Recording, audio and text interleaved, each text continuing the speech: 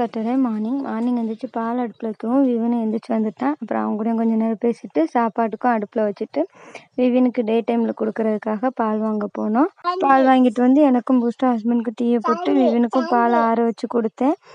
அப்புறமா இன்னைக்கு எப்போவுமே ஹஸ்பண்ட்காகவும் குழந்தைக்காகவும் சமைக்கிறேன்னா இன்றைக்கி எனக்காக கருவாட்டு குழம்பு வச்சேன். அப்புறம் ஹஸ்பண்டுக்கு மார்னிங் பிரேக்ஃபாஸ்ட்டுக்கு நேற்று வச்ச சாம்பாரும் தக்காளி சட்னியும் கொஞ்சம் இருந்தது, அதையும் வச்சு கொடுத்துட்டு ஹஸ்பண்டோட டிஃபனுக்கு ஹஸ்பண்ட் கருவாட்டு குழம்பு சாப்பிட மாட்டாங்க.